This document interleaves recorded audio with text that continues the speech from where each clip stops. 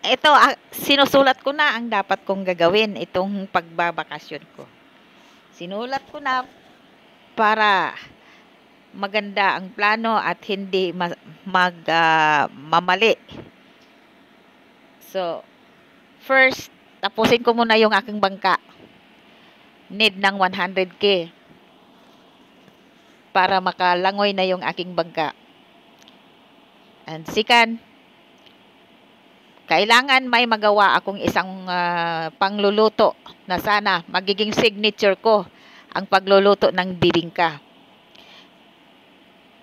Sa pagtitinda, walang problema. Diyan ako magaling sa pagtitinda. Pero itong pagluto, kailangan malaman ko ang lahat ng strategy. At ang pangalawa, na pagluluto, maaring pandesal or pizza. Problema ngayon, yung paggamit ng roller. So, roller ang problema.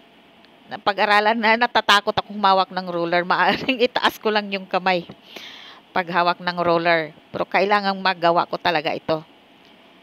Dahil no need na akong magtrabaho. Mangamuhan, maganda na tong negosyo at solo ko, ako pa ang boss. Walang problema, solo ko lahat. Kompleto na yung menu, yung aking, anong tawag doon, yung brochure. At pwede ko naman ipapasok ng mga items sa page. At gagampanan ko na. Execute lang, kulang guys. Execute lang. Puhunan. Ayan ang target ko dyan. Ito, pinaplano ko na kung paano ko gagawin yung aking pagpupuhunan ng aking negosyo.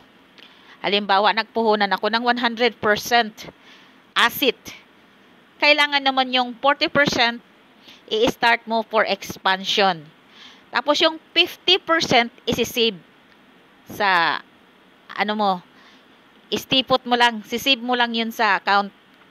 Tapos yung 10%, yun ang personal savings account na swelduhan lang ako sa sarili kong negosyo. At yung 50%, yun talaga ang pang-business na 1 to 5 months mong ipupuhunan yun. Yun ang pang-ikot-ikot mo. So, ganun ang dapat gagawin ko. Nakaplano na. Kasi nung nakaraan kasi wala kaming plano. Tudo lang ng tudo. Mas malaki yung expenses kaysa kinita. Kumikita nga ng 1,500 everyday. Ay, yung expenses naman, sometimes 2,000. So, talagang bagsak. Ngayon, ito, pinaplano ko na para hindi mamali. At ang nakaganda, ako na mismo ang hahawak. Hahawakan ko na.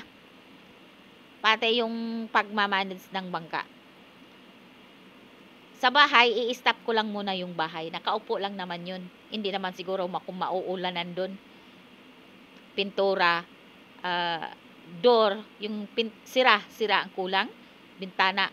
Ang pagpapaganda, later na lang. Basta, uunahin ko yung negosyo ko. Yun ang aking plano sa pag-uwi. Thank you guys and maraming salamat.